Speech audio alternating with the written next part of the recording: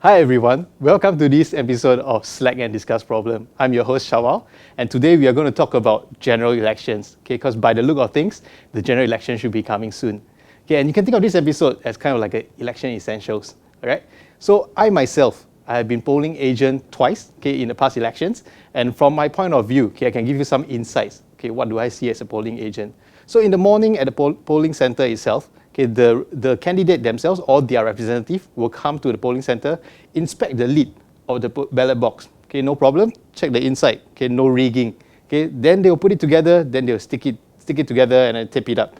Then the only way in or out is the voting slip. Okay, where you can put your votes into. After that, okay, polling agents like myself will keep our eyes on you. Okay, make sure that you all don't take anything votes from inside. Don't be cheeky. Okay, then after that, we will hand it over to the counting agents. But before that, we will stick tamper-proof sticker. Okay, and that, I think, should ensure that there is no monkey business from the start of the day to the end of the session. So from my point of view, okay, as the polling agent, okay, I think the voting process is quite fair. All right?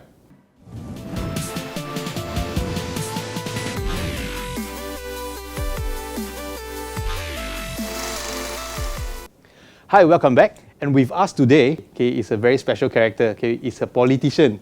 Okay, and with us today is Gerous, or I know him as Wai Yeen. Hi, Gerous. Would you like to introduce yourself to our audience? Hi, my name is Khung Wai Yeen. I am a CEC member of the SDP. I joined the party in 2011. I actually contested in the last election under SDP banner in the Bukit Panjang SMC. So I'm currently working as a area sales manager for a marine engine spare parts company. So if you have any requests, please send it to me. All right. Okay. So now we already know who Gerous is. As per the tradition of Slack Discuss Problem, okay, we will start with a game. Okay, and today's game is called 2 Truths and 1 Lie. So there's going to be 3 subject matter that I'm going to talk about. Okay, and Wai Yeen is going to tell us what is the truth and what is the lie.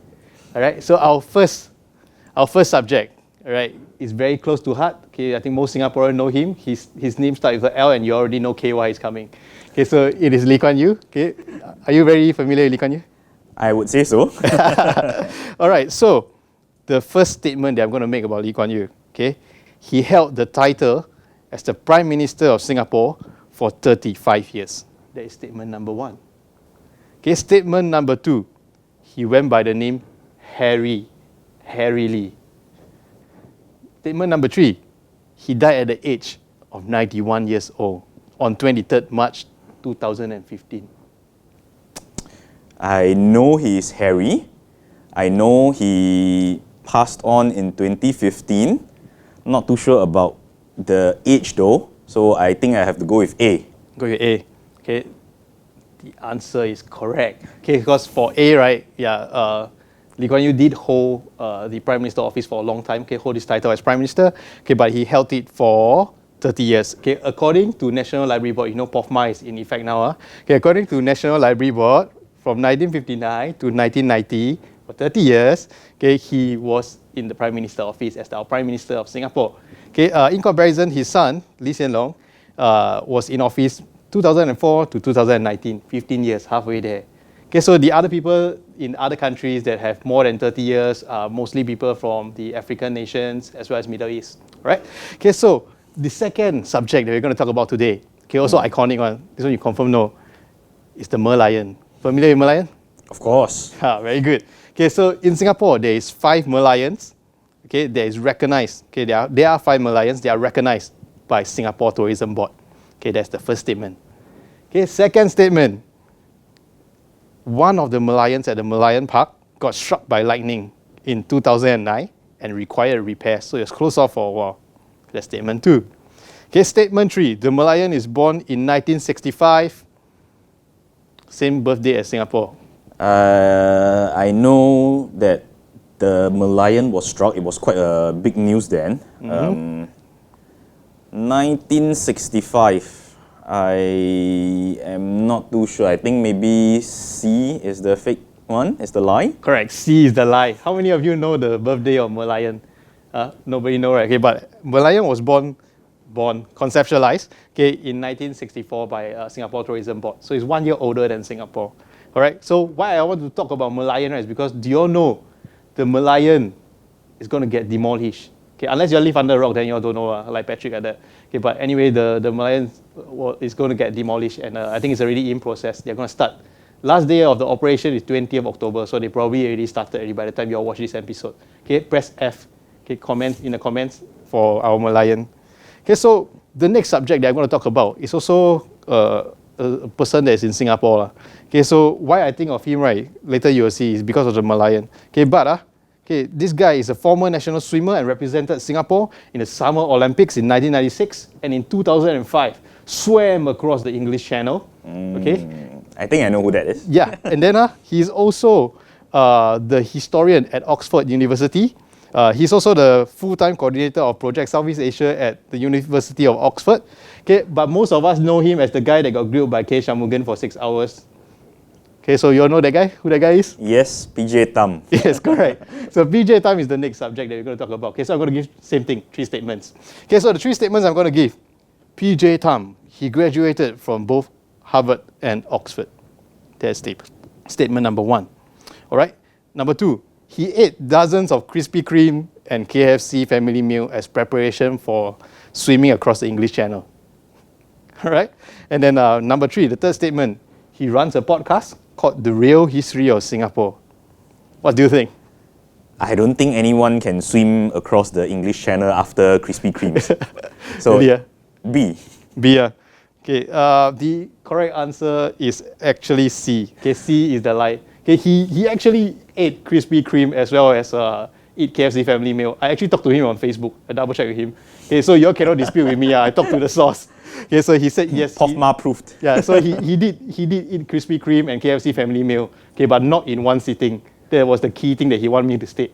Okay, so PJ Tam, I got your back. Okay, so anyways, why I want to talk about PJ Tam is because he has this podcast channel.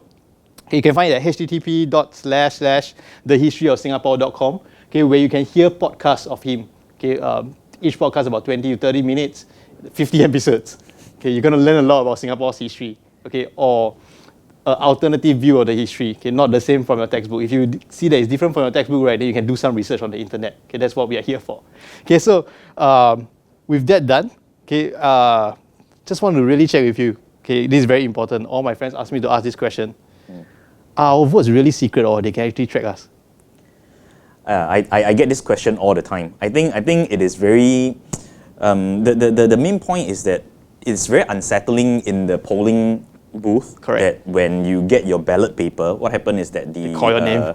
Yeah, they will call your name out together with the vote number, Correct. voter number. So a lot of people have this idea that this is used as a tracking to see who actually voted for which party. But this is actually not the case. What exactly happened is that this is to ensure that the name is being struck out from the registry after the ballot paper is given to the voter, and this is also used to do counting of the votes, so ensure that there is no double voting, and also to tally the number of votes to ensure that it is according to the number of ballot paper given out. Yeah. Okay. Yeah. So from what you say, it is probably very, very secret. It is very secret. Even though the ballot paper may be marked with a serial number, this is actually just to prevent counterfeit ballot papers from entering the ballot boxes, basically. So second question, do you think our elections are fair? Okay, all I can say about this is that definitely our voting process is not rigged. Oh yeah, voting process. Yeah, it's the voting process, Yeah, right? the voting process is not rigged and is very vigorous because as a candidate of the Bukit Panjang SMC, what happened is that I actually follow through the voting process. As what you mentioned earlier, from the moment before polling start, I actually follow the ballot box, ensure that there's no additional votes inside, it's empty before they seal it up, and tamper-proof sticker is on. And thereafter handed over to the polling agent as well as candidate as well. But candidate, of course, have to go around the different polling centres to take a look that's what we are for. Yeah. So people like us actually follow through with the ballot boxes and ensure that it is not being tampered with, additional ballot papers are not placed in. So the voting process itself is very rigorous and fair.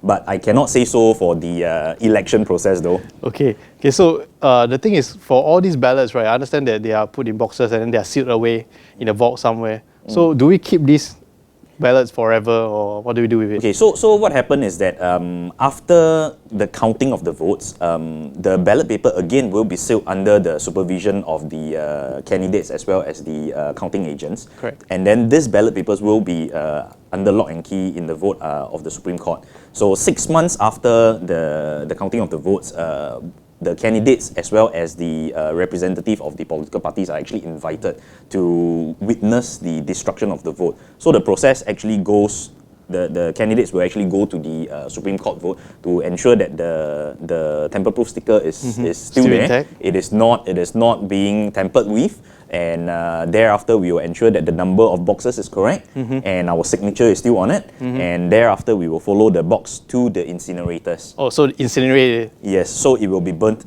away after 6 months. So definitely there will be no chance anyone can cross-check who you voted for in that process. Okay. And in order to do that, it's actually another very vigorous court process. You have to actually apply through the court to open up the boxes to check. And so far, this have not been done before. Understand. So our viewers out there, okay, just note that it's a very fair process. Okay, at least voting process, right? Yes. Okay, I said wrongly just now.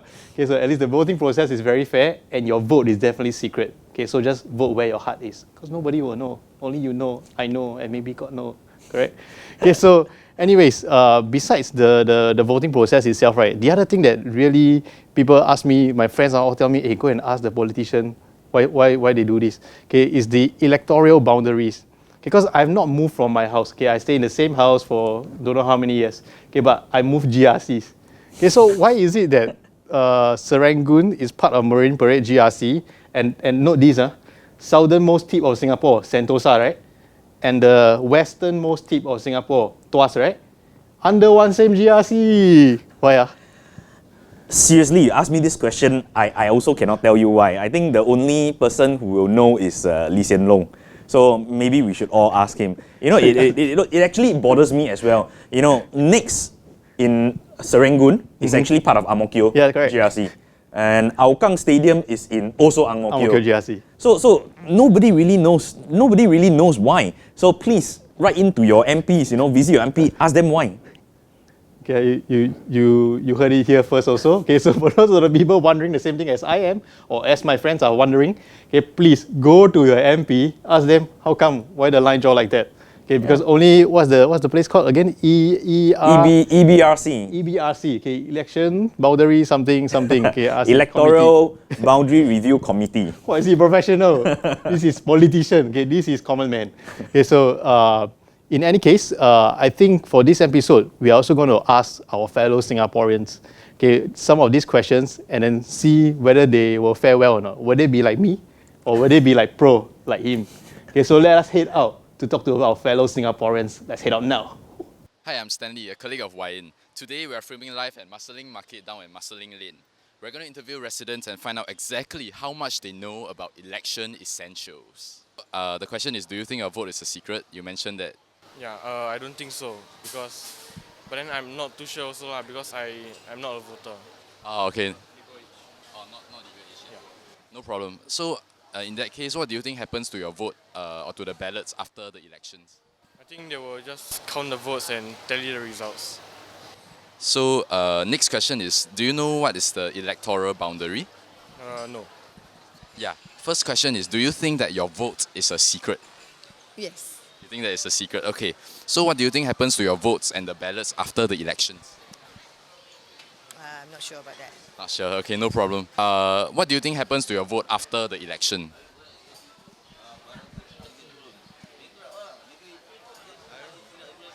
Okay, not sure. According to them, they burn the thing lah, dispose of it lah. I don't know how they do it lah. Do you think that your vote is a secret? Yes. Yes, you think that it's a secret? Okay, so what do you think happens to the ballot or your vote after the elections? I think it's just go to waste. I don't know. Just goes to waste. Okay. Next question is, do you know what's the electoral boundary? No, what's that?